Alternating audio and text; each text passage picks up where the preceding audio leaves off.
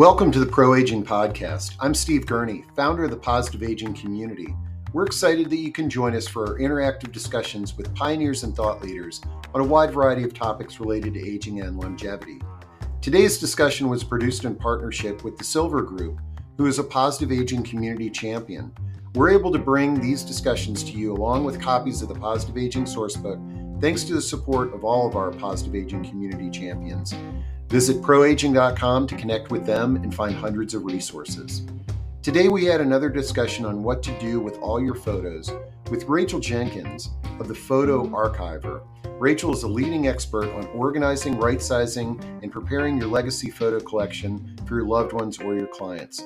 So let's meet Rachel and listen to a great discussion. Record button. And I'm going to open this for streaming. So, Vic, it's great to see you. And I understand that you are at the Maryland Gerontological Conference. So I am blown away that you found a quiet space where you could join us for the discussion today. It's my pleasure to be here. Yeah, we're doing the 38th conference and we're tackling mental health and older adults. And so good group here today, but always wonderful to be with you. Well, and the Silver Group is one of the Positive Aging Community champions that supports what we do. And I want to thank you so much. But tell us a little bit about the Silver Group and what you do to support older adults. So thanks for the chance to share. I'm 10 years in this role and 10 years directing this program, which is the seniors real estate facing thing that we do within Bob Lucido team, Keller Williams Lucido agency. My role is not to be there as the realtor. One of the terms that's been big at the conference today has been silo. And so if you look at any industry and you say, in my role, there's a stager, there's a move manager, there's a downsizer, there's a realtor, there's an estate attorney, there's a financial planner, there's the landscape of senior living, there's placement, there's aging life care managers. I get to be none of those specialists, but I get to be my own specialist as a navigator and a guide through all of those categories, all those silos, and make sure that people are connected and educated and advocated for and empowered to sort of pick and choose what they do need. And that has been my joy for the past 10 years. Man, when you're rattling down that list, there are a lot of silos in our field, and it's no wonder that it's confusing to folks that suddenly find themselves thrown into this segment. But having navigators like yourself out there really helps a lot of folks. So before you jump off today, I want to make sure that you drop your contact info into chat for everybody. And before we jump on to meeting Rachel, let me just share a couple of little housekeeping things that'll help you all through today. The first thing is you can connect with Positive Aging champions like Vicki on our website at proaging.com. You see the search engine up there at the top. You can order free copies of Sourcebook, as many as you need as well. But the important thing for today is today's discussion is recorded. So it will be live and up here in video and podcast format later today on the left-hand side of the screen. And then on the right-hand side of the screen, you can see what we've got coming up. And I just want to give you a preview to, I can't believe that it's already the end of May, but we got 3 more discussions. Tomorrow, I can't wait for this one. You're going to get to meet some of the residents and the director of a musical theater program in a retirement community, but they're not doing Bye Bye Birdie. They've created their own script that's about the lives of the residents who are the actors on stage. You're going to get to meet some of the actors and Robbie Hutter. And then on Thursday, probably most of you in the audience are familiar with Nextdoor.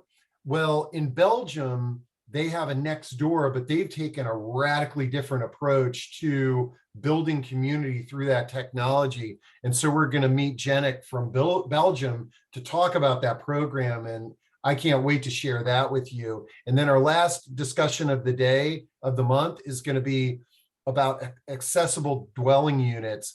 And we've got a company wheelpad that's going to be featured on the National Mall on June 9 through 11 at the housing innovative housing showcase.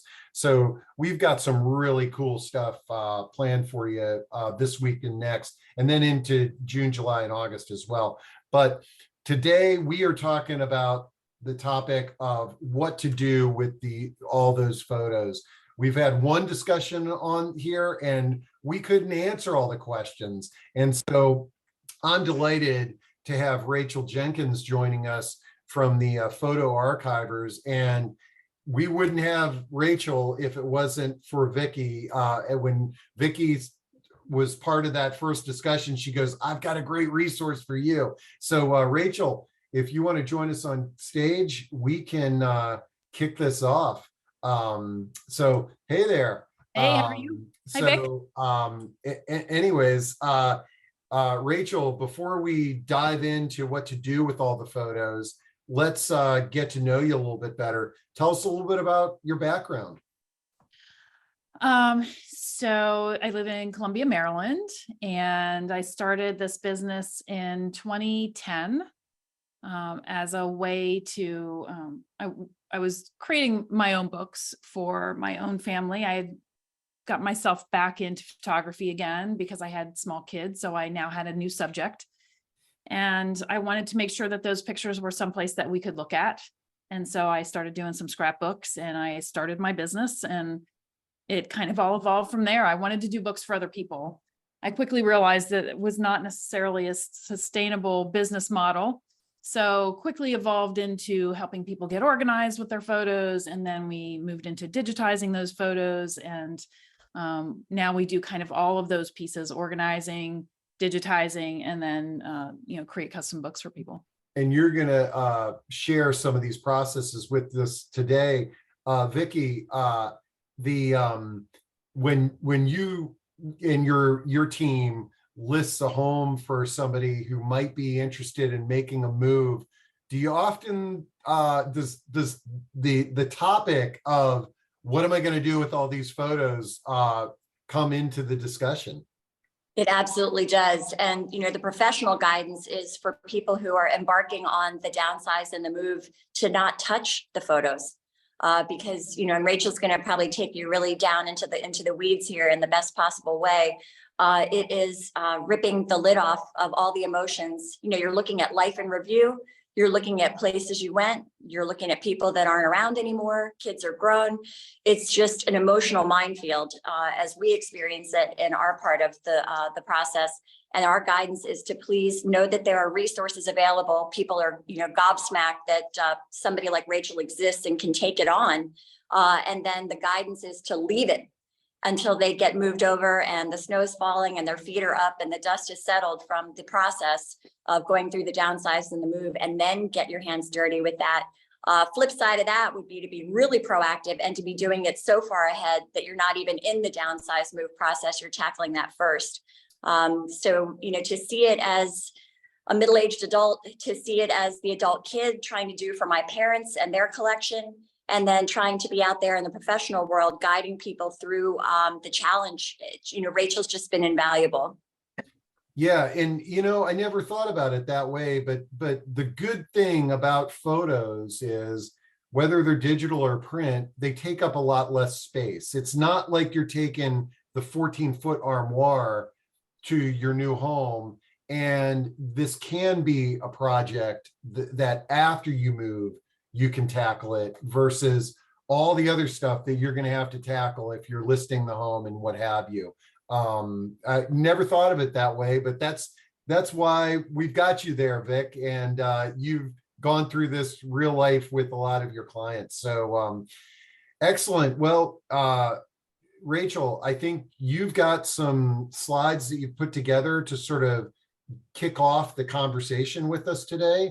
So I'm going to duck behind the curtain here and let you share your screen, but I want to remind the audience to any questions you've got, just throw them in and we will tackle those in today's discussion. The best part about talking about this is that we're not alone, and we can have a conversation and brainstorm on some of the ideal solutions.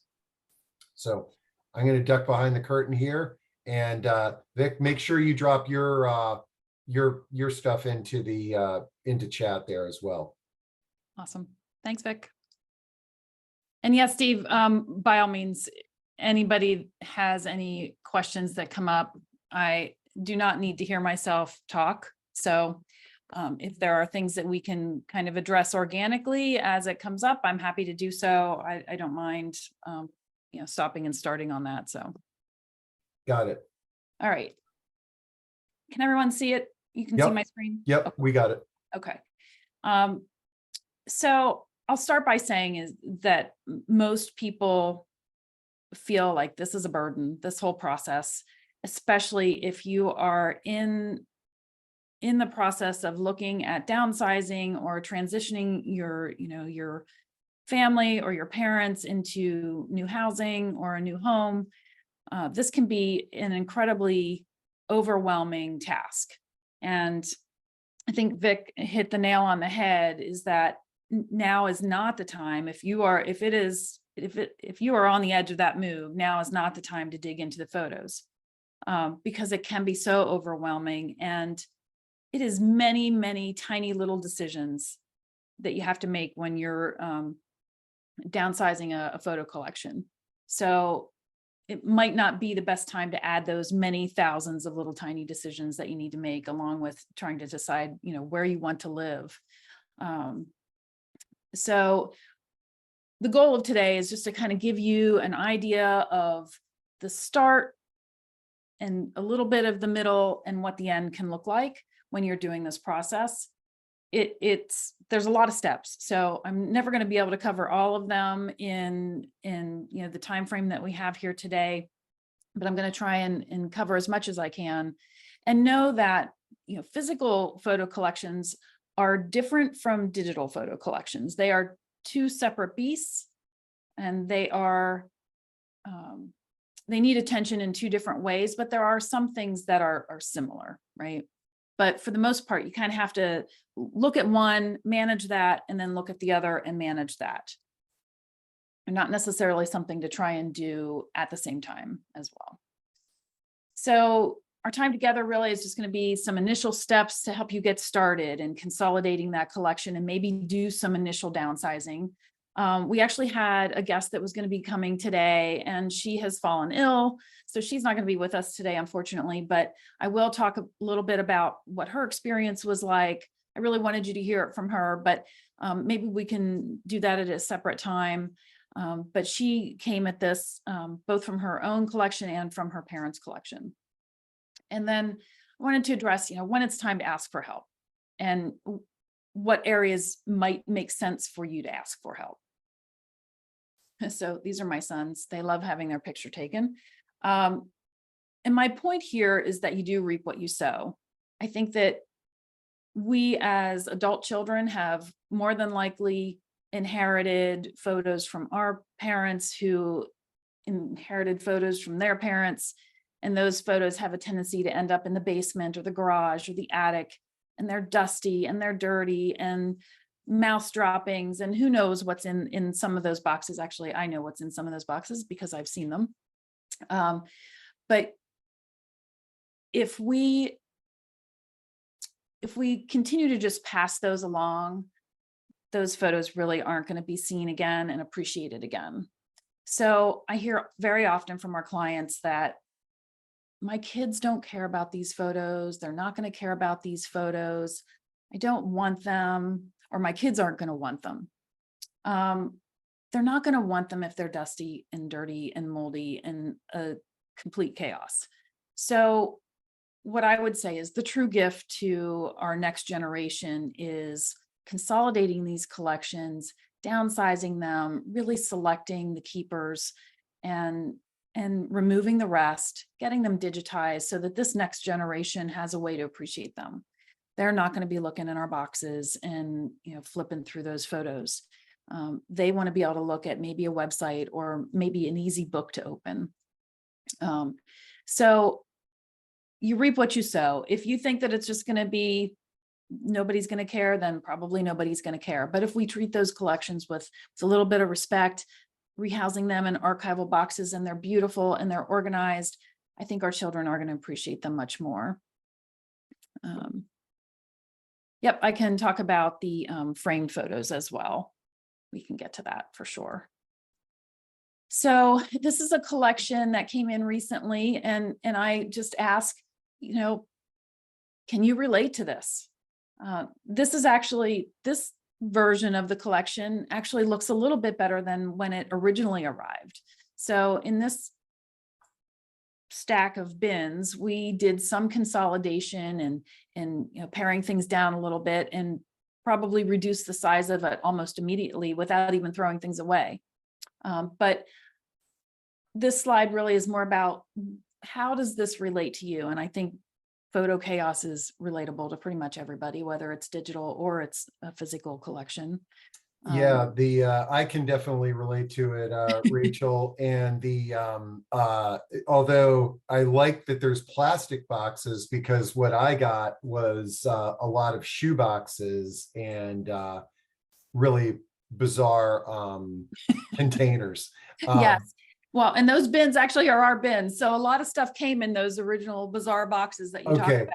All right. And then let's see, Ruth is asking to increase the volume.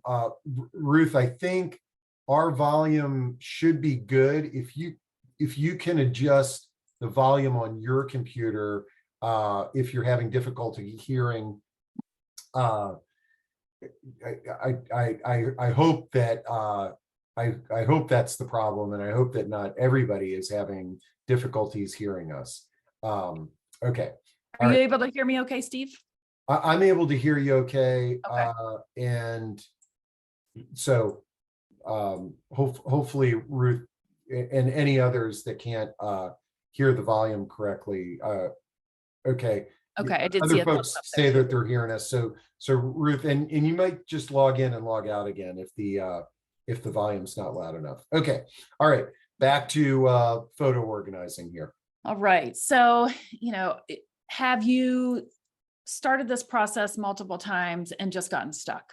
I hear that many, many times. Just even knowing where to start. Maybe you're ready to downsize, but the photos are really what's hanging you up. Like, what am I going to do with all of these photos? Some people are feeling like the photo gatekeeper. They've inherited their family photos, and now they have relatives that are saying, hey, when are you going to do something with those photos? We've probably all heard that before.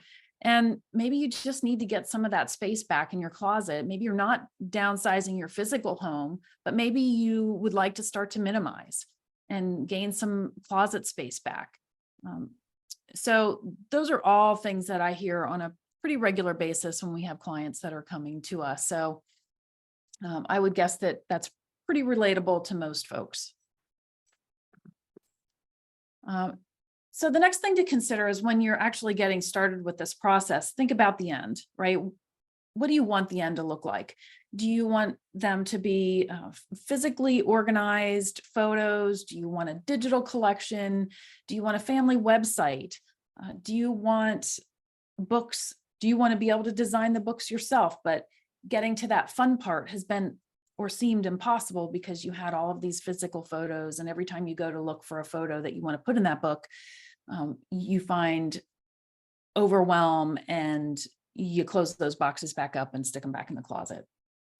Something else to think about is, are you going to be doing the scanning, or are you going to hire a professional to do the scanning? And who else is going to want access to these photos? Is this for children? Is it for siblings? Is it for your parents?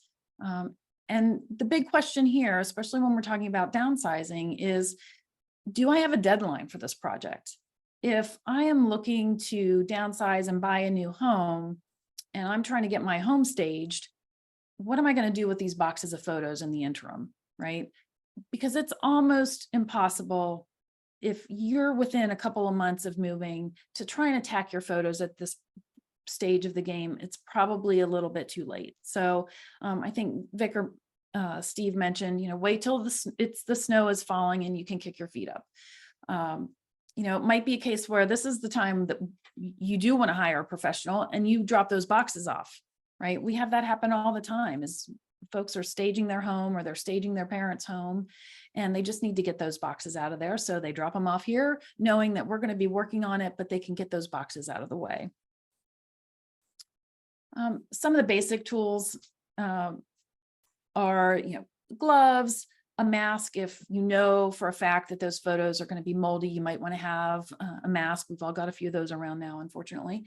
A photo safe pencil so that you can start to transfer information to the backs of those photos. Again, this is the rabbit hole though, right? So depending on where you are in the stage of organizing, this can be where the real rabbit hole starts to happen and you can start to get overwhelmed. But having a photo safe pencil that you can transfer information from envelopes onto those photos is helpful, or you can identify people. Having some 4x6 cards, some sticky notes, archival boxes, or even just some temporary shoe boxes to hold those photos until after they've been digitized. Having some plastic bins that you can put things back in when you're done if you don't have the space available and you need to be putting things away at the end of each session that you're going to be working on your photos. Have some plastic bins that you can put those photos in, stack them up, and at least get them out of the way. And then, hey, Rachel, yes. a question on photo safe pencils. And Mhm. so what is this? The concept is that you can write on a photo without damaging it. Is that what they do? Yeah, it looks similar to this. So it's got a soft tip. So what makes that different is that it's kind of like almost like a grease pencil, I guess is what it's called.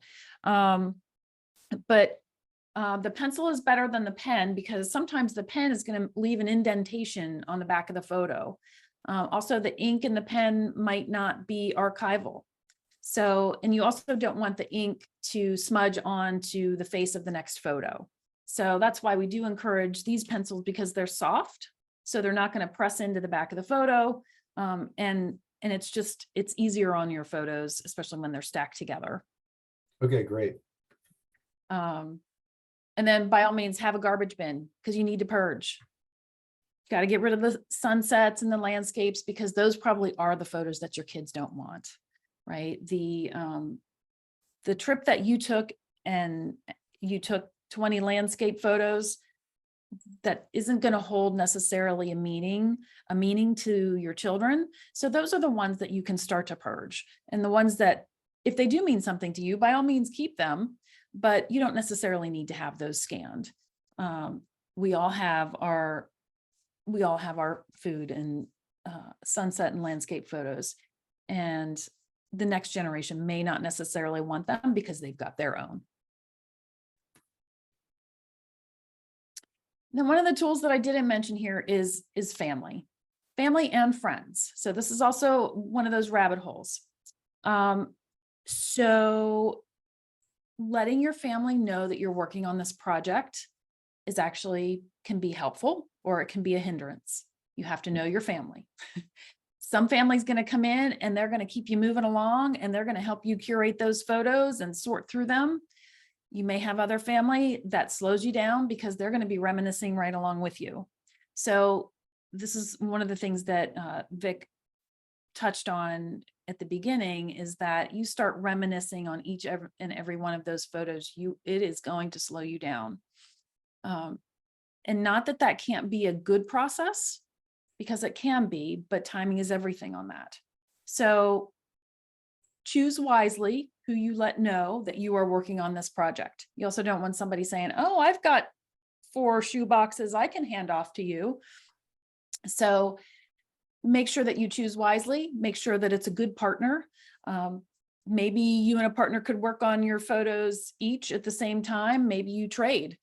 You work on their photos, they work on your photos, because we're not as emotionally attached to somebody else's photos, which is why it makes it easier for us as professionals to get through those and organize other people's photos a little bit faster, because we are not emotionally attached to those photos, right? So choose wisely, but it can be a great tool.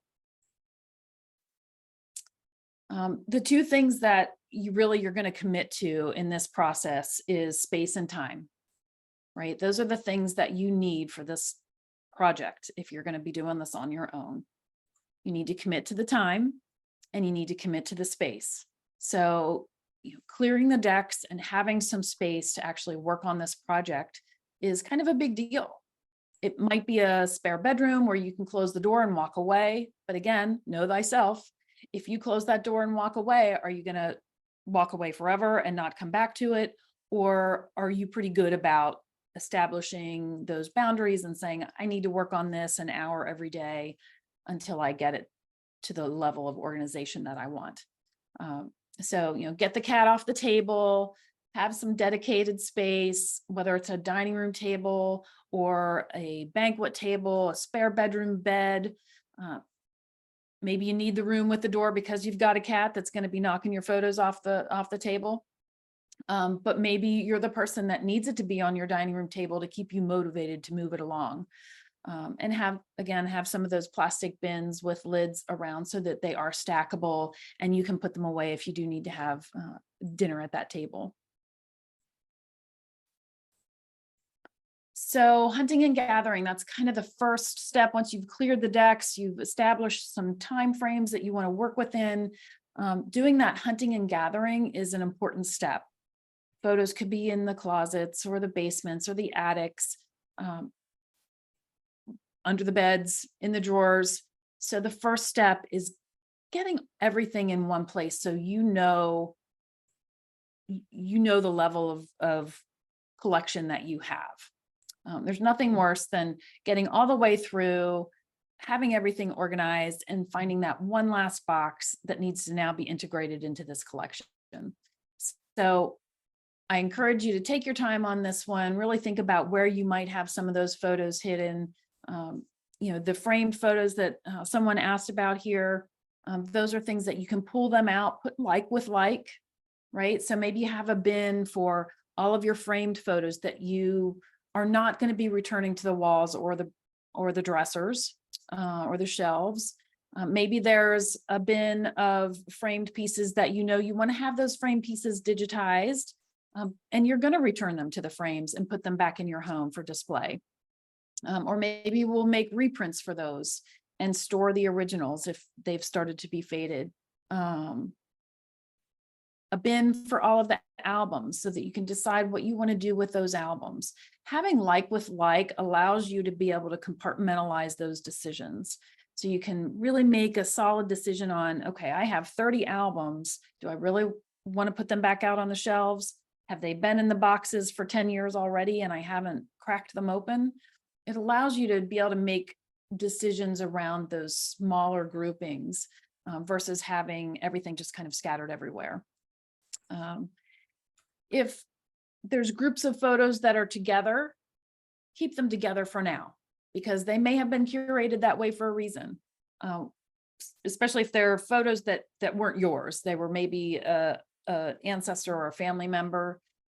Until you really can see that whole collection and see how things are coming together and establish what the patterns are, it's going to be important for you to just kind of keep those together for now, because they will help lead you into some further organization and potentially dating those photos. This stage really can be kind of ugly. So don't be discouraged at this stage.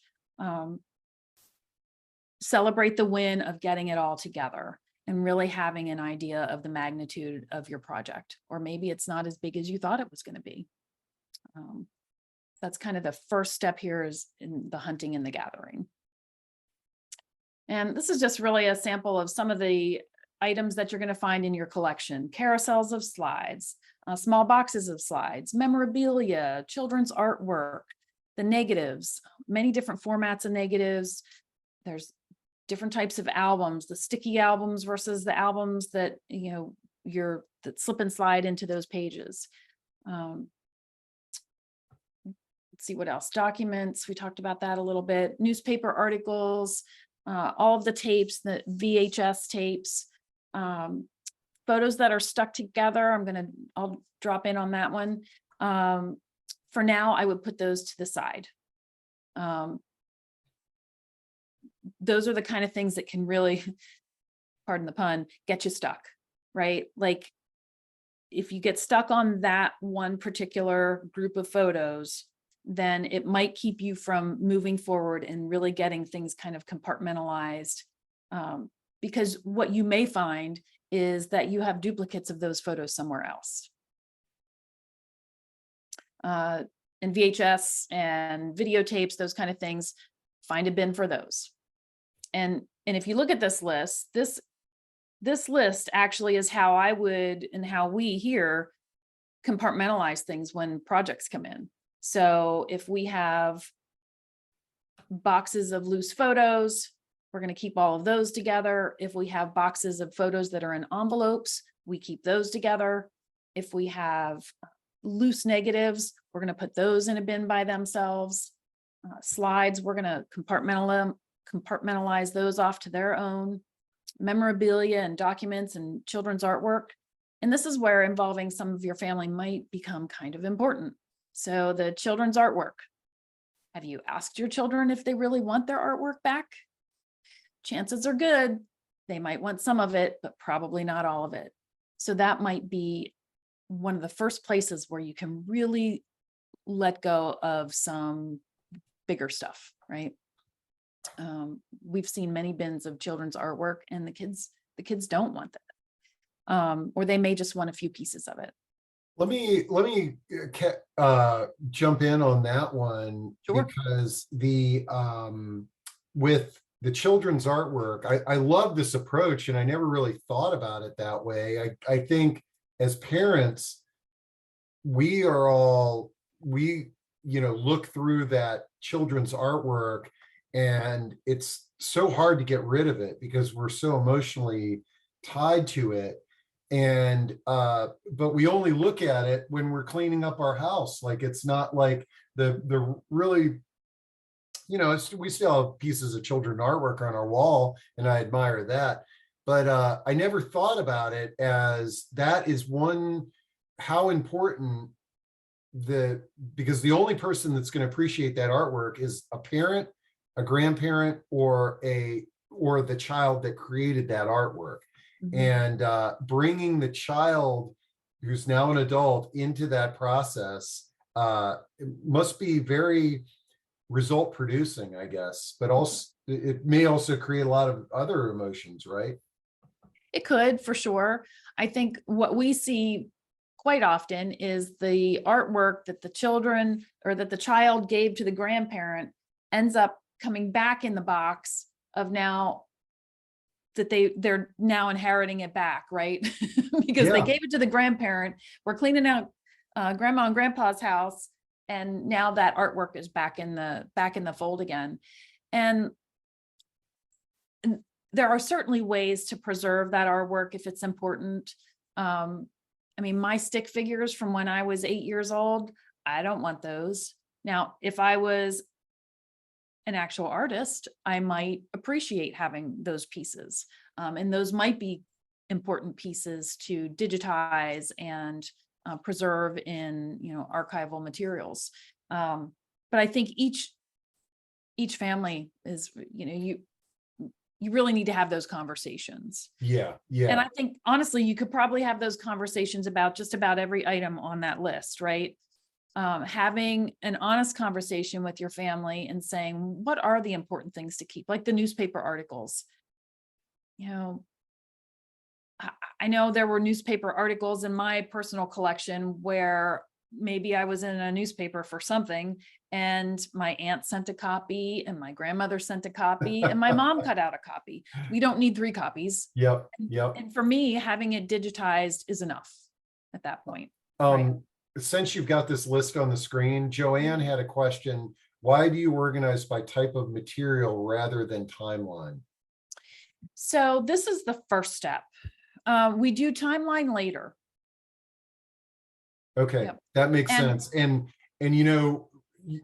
again, because I have gone through one of these projects on my own, not to completion, but I made the mistake of splitting up pictures from collections. Like I I applaud you for your suggestion is if there's a collection, keep it together, because when they get all mixed up, you begin to, okay, which set of grandparents was this photo from?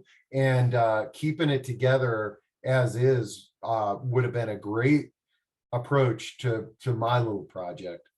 Yeah, and in some cases, pulling them apart will make sense eventually. But I think getting this initial stage done first so that you really do have a more global understanding of what you've got. Like, do you have both sides of your parents' collection here, and kind of getting a sense of where things came from. But yeah, consolidating them and compartmentalizing them by type also is going to lend itself towards the final archival boxes that these things are going to move into. Okay. So we don't really want to keep our newspaper articles with our photos. Yep. The beautiful part of digitizing is once they're digitized, you can combine them however you want, right? Like you can use metadata that becomes searchable. You can add file names that include dates and sort by those dates and bring the digital collection together in a chronologic way if you want, which typically is what we end up doing in, when it's all done, that's what it looks like digitally. But how we store these items is going to probably be a little bit different from each other. So slides have their own box and negatives may or may not have their own box. It just depends on the volume of each of those things. Cool.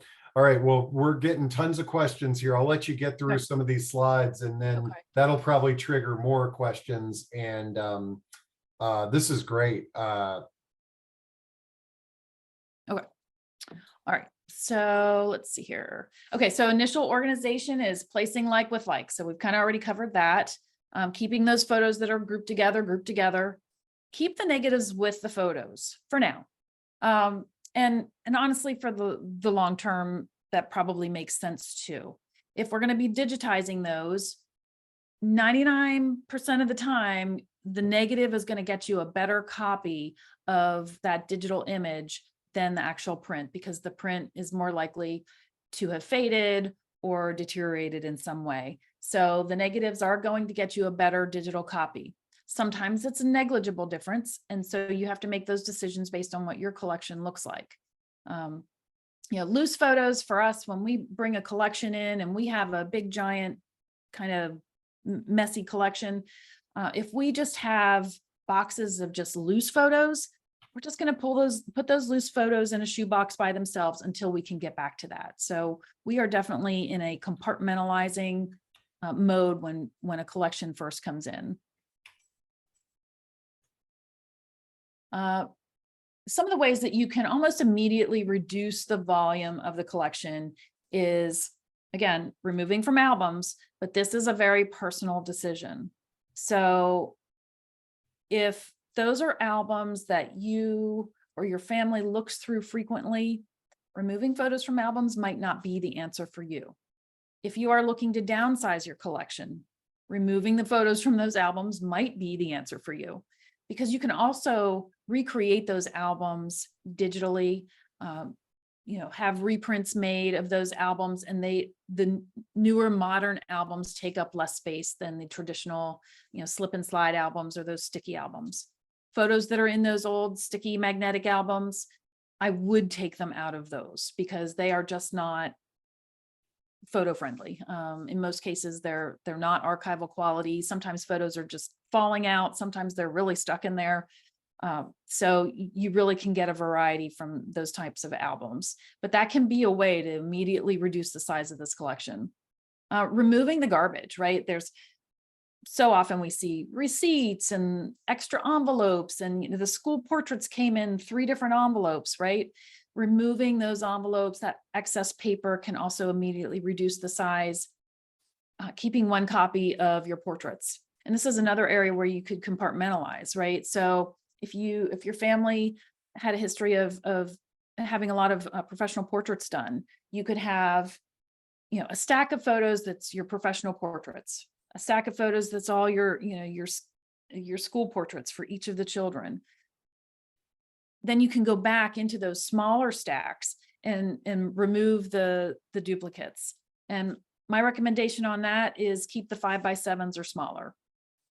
Typically 5x7s or smaller are going to fit in an archival photo box. Larger than that, then you have to find other solutions for those oversized pieces. Bigger is not necessarily always better, unless it's just in better condition. So if you're looking to digitize the collection and the 8x10 is in perfect condition and your 5x7 is faded, then keep the 8x10.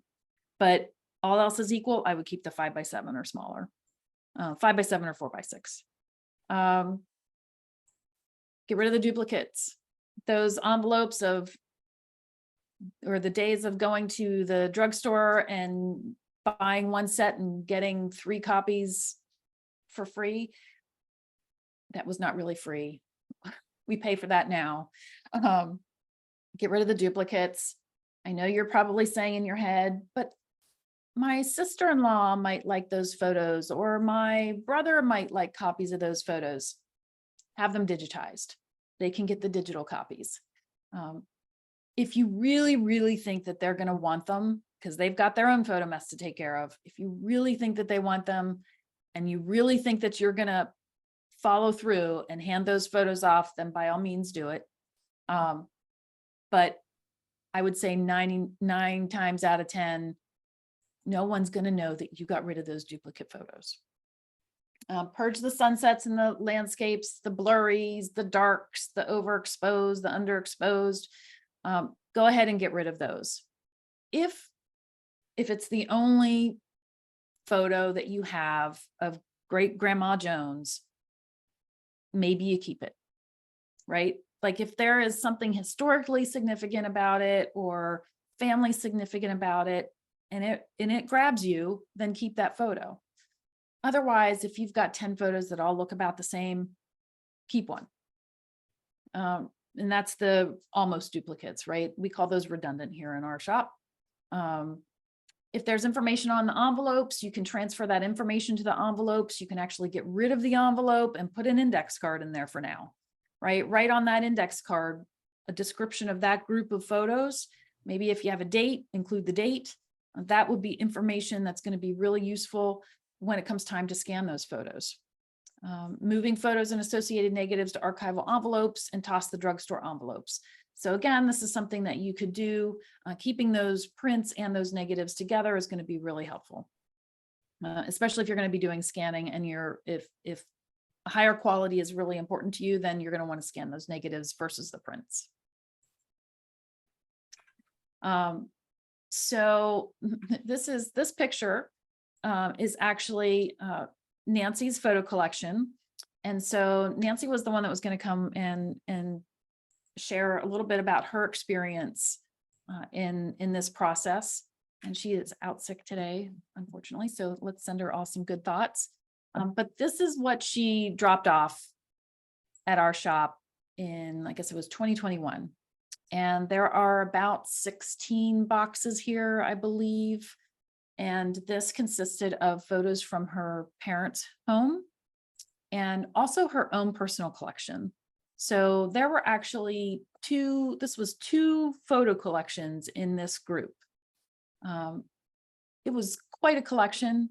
They led some amazing lives and were very active and had such a fun collection of photos in here. So she was very appreciative of now being able to see this collection in a whole new way. We handed her literally a thumb drive, and everything that she wanted to see is in there. So she came to us because she was cleaning out her parents' home, and they were selling it, and they were preparing to sell the home, and they really just needed a place. They knew they wanted to deal with this collection, but they also needed a place to put these photos where they felt safe. And so she was working with an organizer, and she and her organizer came by and dropped these all off. I can't believe that these all fit in one car. It may have been 2 cars that they brought these in. So Nancy chose to hire a professional because she really didn't know where to start, and it would be incredibly overwhelming. This would take years for somebody to do on their own. because of the sentimentality that's attached to our family photos. Hire a professional when it's something you're only going to have to do maybe one time.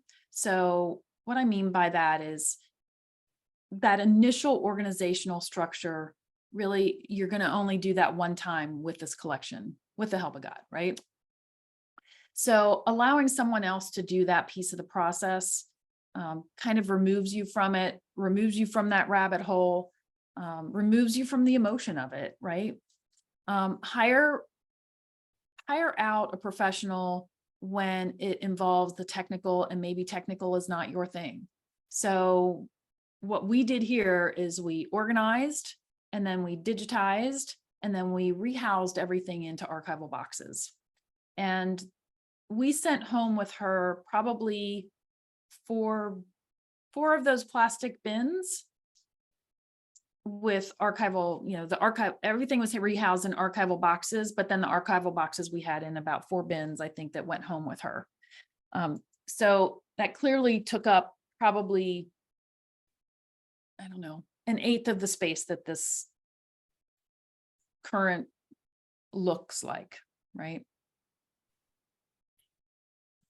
Man, that's pretty amazing. And I'm assuming that, and it's too bad we don't have Nancy here, but she could potentially even dispose of some of those archival boxes. But I know there is this emotion to those original photos that is hard to break.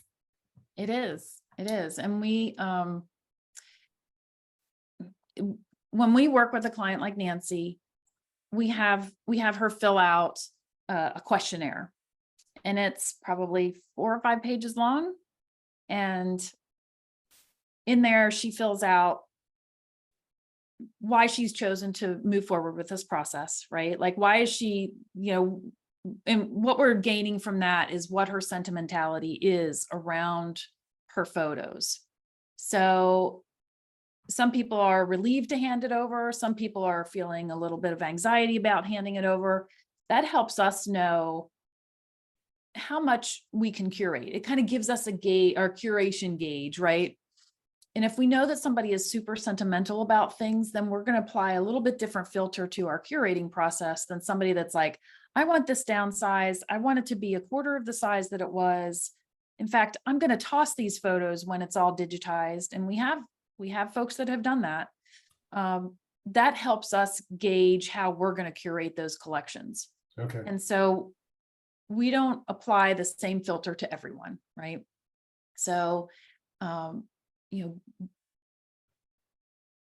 it's still going to be much faster than if you were to do it yourself, quite frankly, right? When I first started this business and I would go work in people's homes, I would work with them at their dining room table, and we'd have all their boxes of photos out, and we'd work through those photos. And what I realized once I moved out of my home office and I had a physical space where people could bring things to us, I realized how much more efficient I could be on, or how much more efficient we could be on somebody else's collection without them there. Mm-hmm. And I don't mean that to sound light or disrespectful, but because we're not emotionally attached to those photos, we can get through that process more efficiently. I think it's less emotional for the client. Mm-hmm. And I know this will sound a little flippant, but in some cases, you're not going to know what photo we pulled out, right? Because you don't even know that it was there. And I don't mean that in a disrespectful way either, because we are applying a very careful filter to all of those collections. But we're not going to weigh a decision. If we have 2 photos that are practically identical, we're going to pull one out, and you're not going to know that that one photo was pulled out. You won't even remember that photo was there, but we've kept the best one. Mm-hmm. So that's how that process, how we can probably downsize a little bit better and more efficiently, because depending on how sentimental you are, you may be inclined to keep everything. Yep. And if we have clients that come in and we know that they're incredibly sentimental, we do apply that filter to it. And I'm like, okay, don't throw anything out. Like, and we'll pull everything out that we feel is a duplicate or redundant or just poor quality. We put it in a box, and that allows the client an opportunity to review them one final time before they dispose of them. I love it. I'm looking at the clock, and I want to make sorry. sure we get through these questions that have come in. Yep. Let's see. Do you have another slide to share, or are you? I have some more, but I'm happy to go on to the questions. Yeah. Let's jump into these here. So yeah. Okay, we'll get through these, folks. All right. As the surviving adult child, now I have multiple framed family photo portraits. I hope you will address how to deal with the framed photo portraits. So okay. So what I would do with those is pull those aside. Once you identify what all is in your collection, you may find that there is another copy of those photos, and maybe a smaller one, another copy of those photos within your collection that is in actually better condition. Because what happens to those family portraits that have been hanging on the wall is they do have a tendency to fade if they're not behind the right kind of glass. So first, I would say, pull out the ones that you want to keep, right? Pull them aside. If you know that you're going to if you want to have them digitized, they can be digitized for archival purposes and for personal purposes. You can remove them from the frames. They can go into archival boxes. My recommendation there would be is if you want to hang those back up again, have a reprint made and hang the reprint, but let's keep the original in a safe archival box. That's great. Yeah.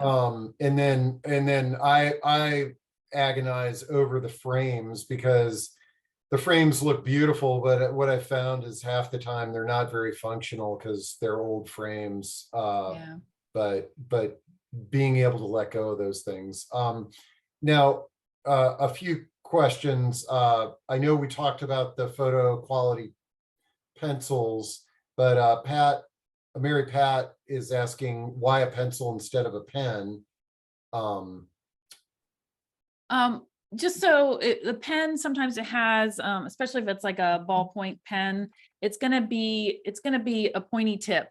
And when you write on the back of that photo, it might leave a depression in the photo. Okay. Yeah. And then and the ink might smear onto the photo next to it. Do people ever use like stickers? But I imagine if you wanted to pull a sticker off, you might damage the picture that way as well. Yeah, I mean, you can use a sticky note temporarily if you wanted. Okay. But I wouldn't keep a sticky note in there permanently. Okay. If you wanted to have it in there as a way, as a temporary measure to identify somebody. But frankly, I would use a photo safe pencil on that instead. Okay. And then Linda asks, how do I separate photos that are stuck together? Yeah, so that can be tricky. It depends on how they were printed. If they were printed on your home printer and they're now stuck together, those I would probably go ahead and I would reprint those. Hopefully you have them digital someplace else if you printed them on your home printer. Because of the inkjet, that kind of stuff, it's hard to get them apart. Lab printed photos, some people try the freezer, put them in the freezer, it hardens, and sometimes they can come apart. Sometimes you can soak them in water. But again, sometimes you just have to let it go. Yeah. And hopefully through this process, you will have found additional copies of those or maybe you'll have the negatives someplace that you could have those digitized and have those photos reprinted. Think about it from a broader spectrum. Is if you have a collection of 8,000 photos and you've got 10 that are stuck together, in the whole scheme of things, you might need to let some of those go. I do have some resources listed at the end of this slideshow. Let me go to that because I'll get to that because then you can mark those down. Great. And on the Image Permanence Institute, there are some suggestions in there on photos that are stuck together. Okay, great. And okay, so I'm thinking, Anne asks, where do I find archival materials? Is Yep. that archival methods? Yes, that's one of my favorites. So I would go with Archival Methods. They are lovely people. You can actually call them on the phone and tell them what you have, and they will kind of walk you through boxes maybe that might be helpful in your collection. Typically, you're going to look for shoe boxes, maybe depending on the size of your collection. I like the shoebox size archival boxes because they're just a little bit easier to handle. There Now, are some that are double sized, but they can get heavy. okay, and I'm dropping this website in. Another question was asking about the archival boxes. Yeah. Are they just plastic bins? Like, is there a difference between your traditional Tupperware box and an archival box that you would buy at Archival Methods? Yeah, so the boxes that you're gonna get from Archival Methods are boxes, like boxes, paper feeling boxes. I'm missing the words there right now at the moment.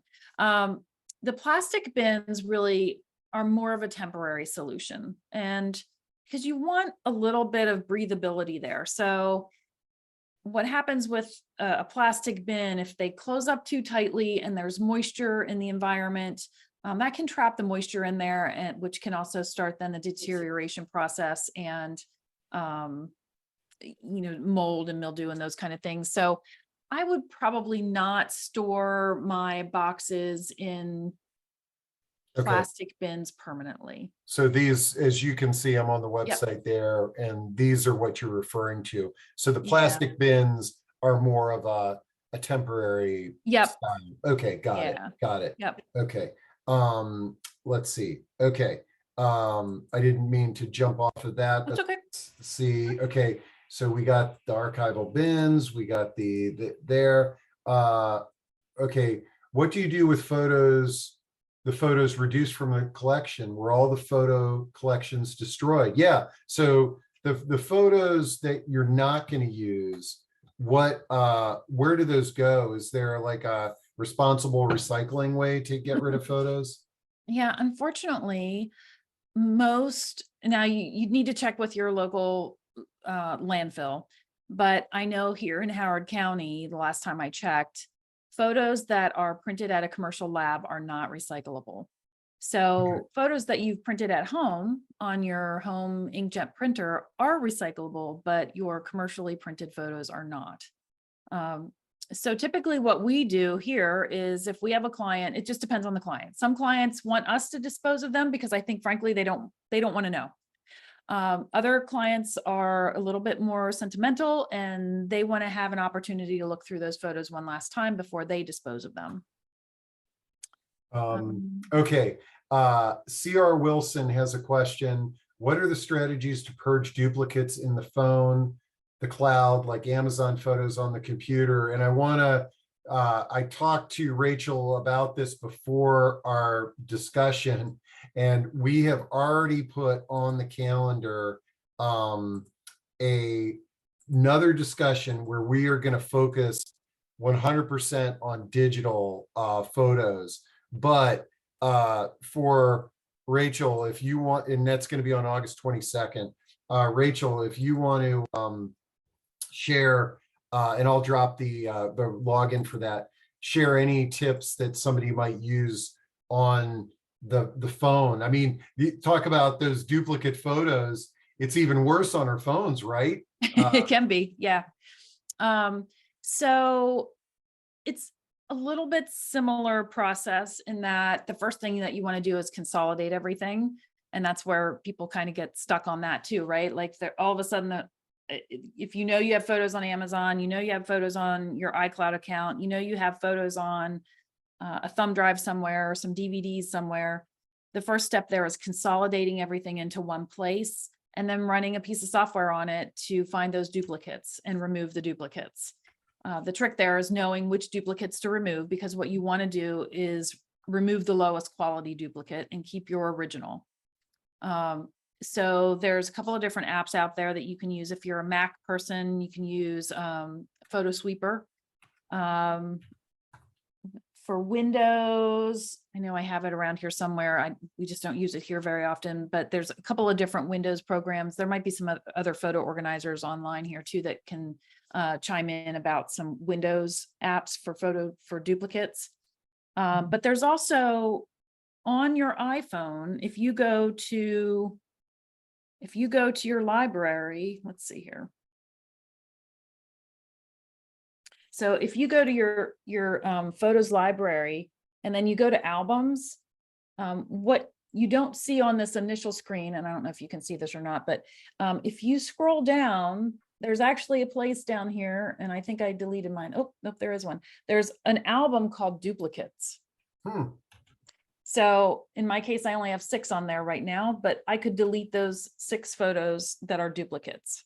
There's also on here one that says screenshots, and you could delete those. Those are the ones where you take a screenshot of the weather forecast and send it to somebody. Okay, well, this is, I bet you we could really get in the weeds on some of these tips Yes. on August 22nd. Okay, great. Yep. And then, Judith asks, how are the images organized on the thumb drive? Like when you send them, can you search those easily on the thumb drive? Yes. So what we do is when we organize the physical collection, we're going to put that in as close to chronological order as possible. And then when we scan, we are scanning the same way, right? We're scanning those groups of photos that are in chronological order into digital groups and digital folders. And we name them with a year, a month, and a day if we have it. And so then the magic of the computer is that it can sort those, it sorts them chronologically. So you're going to then have chronological folders. And if you wanted to search for specific things, we can add metadata to those once things are digitized.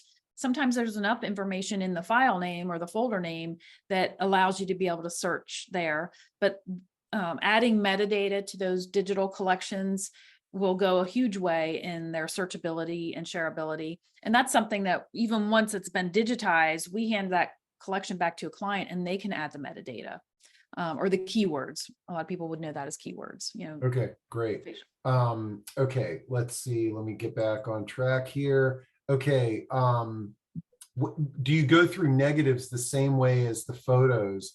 And those are so much harder. Martha says those are so much harder to see and to separate. How do you sort through those? Yeah, so it gets a little tricky. So that's where keeping the photos with the negatives is kind of important, because that will give you a window into what's on those negatives. If you can, compare it to 2 or 3, and that those strips of negatives actually belong with that envelope of photos, keep them together. The trick with negatives and prints is, if you sort through your prints and you weed out 10 out of 24, now you have 14 left that you want to scan. If you want the higher quality with the negatives, sometimes you have to then scan more negatives than prints, right? Because the time that it would take to figure out which negatives you want to keep, it just gets a little bit hairy. So there's a little bit of a, I don't know, there's a balancing act there, and you kind of have to make a decision on, should I just have all of the negatives scanned? Now, when we do scanning, if we see something that's incredibly blurry or dark or, overexposed, we don't scan it. We just skip over it. Okay. But you kind of have to balance there a little bit. Like, how much do I curate out on the prints if I know I'm going to be scanning the negatives? Maybe you do a quick sort on the prints just to get rid of the bulk, right? Okay. But then you scan the negatives. Great. And I just glanced at the clock. We've gone over an hour, but if you're okay hanging on, Rachel, it doesn't surprise me on this topic. We'll get through the questions. I'm reminding everybody that it's recorded, and then we've had some requests for your slides. Would you be willing to share the slides, especially that last tape, the last one? I'll put that on the recording link as well, so you can access that, and I'll try to drop in all the websites so you just click on them. Okay, let's see. Okay, so that's taken care of. Okay, Arlene says, I have a newspaper print that showed my grandmother, me, and my mother and three aunts listening to a radio broadcast by my two uncles during World War II. What would you do with that newspaper print? I would digitize it and then I would place it in archival storage. Okay. Yep. I'd get the right And kind of sleeve and or folder and place that in an archival box. okay, and then Joanne asks, are there any software programs or apps that you recommend for the do-it-yourselfers? Joanne, can you elaborate on like what you are looking for them to do? Yeah, okay, yeah, Joanne, throw that into Q&A or chat. You know, like from an organizing standpoint or from. So it sounds to me like, well, I bet you anything what she's, hey, could I just sign up for a software program and it takes care of all this stuff? Like, is there sort of a, put things in chronological order, find duplicates and put them into an album? Okay, so that would be, so she's looking for software that could help put things in chronological order, find duplicates and put them into an album. Yep. So, okay. So Mac or Windows, it wouldn't matter if you were Mac or Windows. What I use personally for my personal photo collection is Lightroom. Lightroom. It can be a bit of a beast, but that's what it helps me with keeping things organized from a chronological standpoint. I can add metadata there. I can check a little box and say, don't import duplicates. It doesn't mean that they don't slip through, but that's my organizational tool because I can put those photos into annual, monthly, And I see that I pulled it up here and I'm dropping it into chat. Lightroom is an Adobe product. So correct. Yeah, it's probably does more than you could ever imagine, but yes.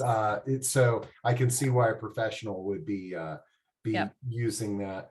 Okay. And if you're a Mac user, you can use the Photos app. If that's something that you're comfortable with, you can add metadata there. Mm-hmm. But you're not going to see the same kind of file structure in Photos as you would in a Lightroom. There's also an Adobe product called Adobe Bridge, and it's actually a free resource. And that might actually be a good option for people that are getting started with doing some organization. Okay. So that would be an option, and that would also be cross-platform between Windows and Mac. Okay. No, that's a good one here, and I pulled this one up, and I'm dropping it in to chat as well. Perfect. Okay. I wanted to save these two questions, and then I'm going to get to chat. And sure. One person says, I hope this question doesn't interrupt the road, but what photo services and care do you actually provide for a family and individuals? And then Myra is asking, how do we access professionals? So you mentioned you're in Columbia, Maryland. That's right. We've got people all over the place. If somebody, if you're not convenient to drop off the box, yep. Maybe you could help us figure out how people can find someone. And then you and your services, what do those look like? Yeah, so our services here are, we can do all of it for you, or we can do whatever piece you want us to do. So literally like Nancy's boxes that you saw, she dropped those boxes off. She hadn't opened those boxes probably ever, right? They were in her parents' home. So you could drop the boxes off. We will organize them. We will digitize them, and we will rehouse them in archival boxes and hand it all back to you. Call it done. If you are the type of person that wants to have more control over both budget and just you want to be involved with the organization process, you can do the organizing yourself and bring us the organized batches, and we'll digitize them for you, and we can rehouse them in archival boxes, or we can hand it back to you in whatever boxes you gave them to us. So we really can kind of meet you at any stage of that process. We can do, we can design custom books for you, whether it's a family history or a photo book, just an annual an annual book or a travel book or a special event. Okay, We can do great. those pieces And for then you. Grace is wondering, how are the costs determined for your services? So for us, it can be hourly or it can be per piece. So organizing, the pre-scan organizing, the post-scan organizing are by the hour. And then scanning is by the piece. Okay.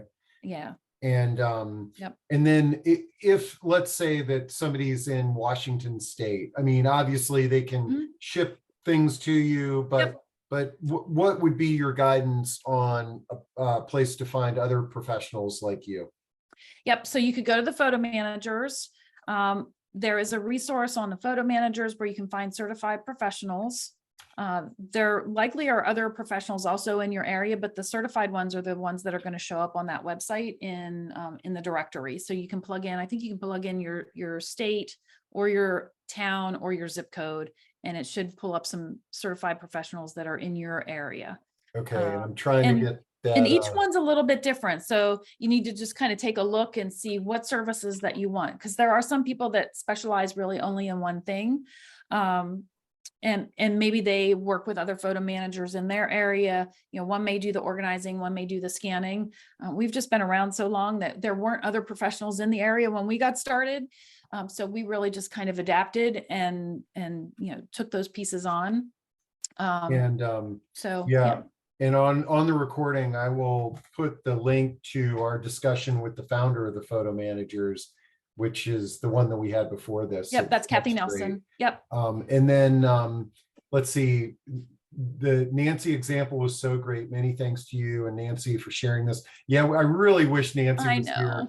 You all know I love featuring real life people. So get well, Nancy. Yes. Do you personally work, you're in Columbia, do you work with folks in Montgomery County, Bethesda, and Rockville? We do. Yep. Okay, great. Yep. And let's see, come on The here. VHS tapes. Oh yeah, okay. So you mentioned VHS tapes. Can you talk about how you deal with those? I noticed they were on the bottom of your list.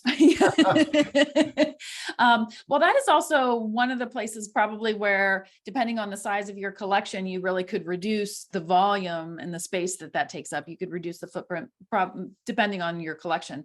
But VHS, VHS-C, the video 8mm, the mini DVs, all of those cassettes, you can convert those into MP4 formats, which then makes them so much easier to view and share. There's some great new apps that are out there now. I'm kind of testing one out here where once they're digitized, you can put them on the app and watch them on your TV like Netflix, which is actually really cool. And that is, oh my gosh, it left me. The projector app. Okay, great. So it's kind of in its beta and infancy at the moment. So you have to be a little bit patient, but I'm loving the fact that I can put my videos up there and we can watch them at home now. I had some on this weekend and that was kind of fun. Great.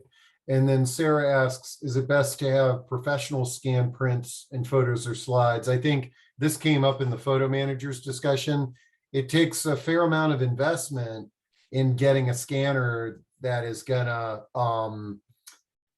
be easy to use, I guess. Yeah, So, I mean, there's lots of variables. So depending on how technical you are, how easily you get frustrated, those are all things to weigh. I think that a professional is going to get you a professional quality image. If you haven't done this before and you don't know what settings to use, there's the chance that you're going to scan those images and you're going to have to do it again. Fragile photos, things like that you don't want to pass those fragile photos through any kind of a feeder scanner. Photos that have the mirroring, the vintage photos where there's some mirroring and oxidation that's happening on those. Traditional scanner is not going to get you the best copy, the best digital copy of those. So I think you really have to know yourself. And if that's something that you're into doing, then by all means experiment with it. But you're going to want to get a quality scanner to do that. What we do here is a little bit different. We use cameras for everything here. So whether it's a slide or a negative or a print, we're doing what's called copy stand work. And so they're high resolution, full frame cameras. They start out as 45 megapixel or megabyte photos. So they're huge files that we're dealing with here. And then we, do our post-processing and hand you back a usable archival quality digital image. So yeah, it really just kind of depends on what your personal preference is there. So for the technical piece of it, I would say if you're really trying to manage your budget, I would say do the organizing yourself, but let the pros do the scanning. That's where my recommendation would be. Wow, I knew that this was going to go long. But I'm scanning through some of the chats, but while I'm doing this, one of the things, folks, that I talked to about with Rachel, we have been experimenting with sort of taking a deeper dive into some of the topics that we discuss here. And Rachel's agreed in the fall to explore sort of doing like a mastermind class where a group of folks that are interested in organizing their photos, we could come together maybe on a weekly basis and tackle this as a group. If you're interested in that, send me an email and we'll see what kind of feedback we can get. And maybe we bring a group together that Rachel is leading. Okay, let's see. We're going to get the presentation. I dropped in Rachel's contact information. How do you obtain a print from digitized negative, both black and white and in color? How would you get a print of those? So what we would do here is once we digitize it, we turn that negative into a positive. And then what we could do is then also change that. If you wanted it in black and white, we can then convert the image to black and white pretty easily. And then we generally will order those prints from a commercial lab, but you could order them from a Shutterfly or Snapfish or Walgreens if you wanted. If it's an important photo, I generally would go to a more commercial lab because they'll get the color right. Okay. Let's see. How do you digitize newspaper articles? I think you just explained that you take a picture of it, right? Okay. But because that's an example of if you wanted to save the entire front page of the newspaper, a scanner that would be large enough to effectively do that would be challenging. It's challenging either way. I mean, we have a little bit of magic that we've got to do when we have something that large, to get a good quality there. But yeah, it can, for those big pieces, it can be certainly a challenge. And let's see, what about reel-to-reel tapes? We haven't brought those up. Reel-to-reel. Yes. So there are definitely some folks out there that do reel-to-reel. That's on my agenda probably in the next 6 to 8 months. But there's definitely folks out there that do reel-to-reel in a quality way. A few local, a few that I would probably ship to. Okay. I think we pretty much covered it. Wow. This is, but I've got all your contact info. I'm going to share it with the, at the recording. And folks, if there's something that you needed, Rachel's great, and send her an email and she should be able to respond to you. A reminder, which I'll put on the link, we're going to do exclusively digital in August and have a discussion where we just talk about digital photos. And then in the fall, maybe we'll play around with doing a class. I see that some people are already interested in that. And but Rachel, thanks so much. I know this is it's overwhelming, and for a lot of us who've tried doing this on our own, so having a resource out there like you and your colleagues with the photo managers is awesome. And we will be talking to you again soon. I'm excited to be working with you, and thanks everybody for your great questions. And they were great questions. Hopefully we answered most of them. And I think the important thing you shared is you gave us a glimpse of the behind the scenes, how a professional organizes their photos. And we can all play around with that. But I think the thing that I took away from it is the more you can kind of get do the organization process on your own, the more prepared you're going to be to hand over things to a professional. Or if you want to do it on your own, now that you're organized, you just break it off into little pieces. Yeah, it's much easier once you're organized to then you could scan chunks at a time. It's, bite the elephant off in small pieces, right? So it's the hunt and gather, compartmentalize, and then you know what you have and you know which pieces you can start to attack in smaller pieces instead of the big daunting group. Yep. And then Arlene threw in this, and I think this is a good question, is just to give us a rough idea of your costs. You'd mentioned hourly and then per piece, like what numbers are we talking about there? So for scanning of prints, they're $1.05 a piece. For negatives and slides, they're $1.25 a piece. Our hourly rate is $125. Okay. Great. And is that pretty standard industry wide? I think it varies. It varies. There's people that are higher, there's people that are lower. Okay. Yeah, it's going to vary. Okay, cool. Probably also in the part of the country that you're in. Yeah, absolutely. All right. Well, Rachel, this is awesome. Thanks, everybody. And we'll have the recording and podcast up later today. All right. It's been my pleasure. Thanks, everybody. Great.